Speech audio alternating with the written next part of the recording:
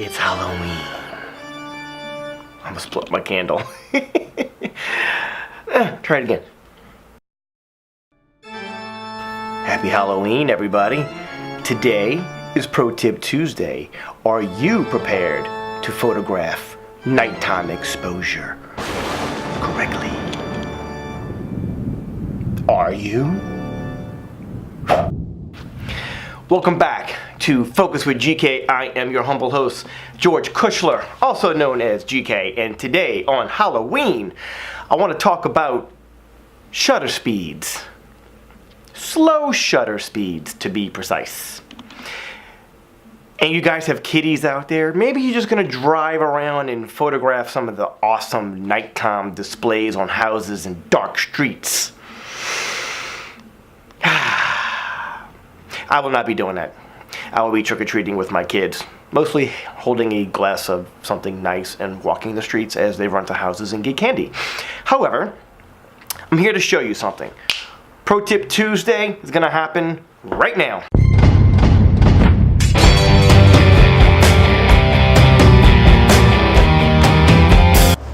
So, do you ever have a hard time photographing nighttime things? You know, they don't come out right, they're either blurry or they're just too dark, no matter what your camera does. And then you pop your flash up and it's like, oh God, that looks terrible. Well, I'm going to show you this one little setting that may actually save you.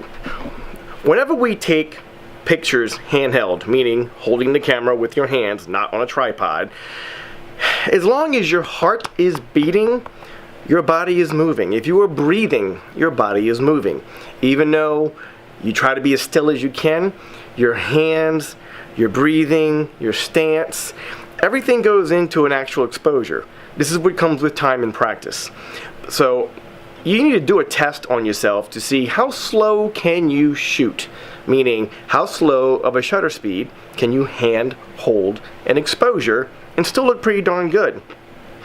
I think I can get away with about a 15th of a second. 20th is pushing it. 30th I like. 60th I'm thrilled. So here's the deal. Here's your goal for tonight as you're taking pictures. This little setting on your camera will be your godsend. Feel free to move your settings and see what your camera decides to do on certain pictures, but I guarantee you this setting will show more of those eerie, spooky, low-lit scenarios. Now, if you're just shooting the scenarios, that's wonderful. If you're trying to get your child and it in the background with your flash popped up, we'll have to do a little experiment here. So, tonight, I want you to take this shutter priority. With shutter priority, the slower the shutter, the more movement, the more light you're going to let into the camera. The problem with the slower you go, the bigger chance of not having a sharp image. If you're not going for a sharp image and you're going for something wild and artsy and cool, this is your setting. So this is what I want you to do tonight. Put your camera on the widest opening your lens is able to do. Meaning, can you only, how wide, how small of a number can you open your eye? Meaning, is it a 2.8? Is it a 3.5? Can you only go 4.5? Some of those kit lenses don't go beneath 5.6. So 5.6 is going to be really, really hard to do this test. But if you can go 3.5 on your lens, even 4 is kind of pushing it, crank your ISO up to say 2500. Go there, okay? If you can go 4000, bless your soul. But go 2500 or 1600 on your ISO and go to shutter priority and go to 30. So when you're out doing your thing, whether your flash is on or not, I want you to see the difference of what those two things do. Put it on a 30th, stop, squeeze, don't be fast, go to a 20th, go to a 15th. Look at the difference of the ambient light that it brings in.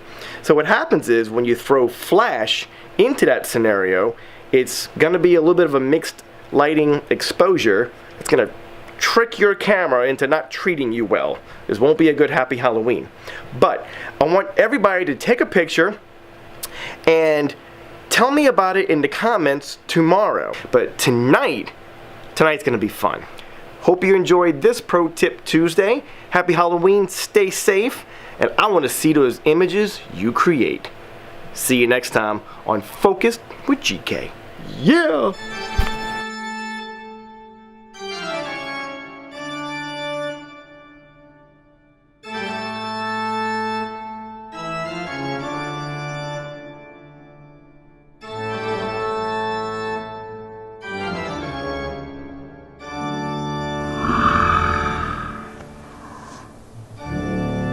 Halloween.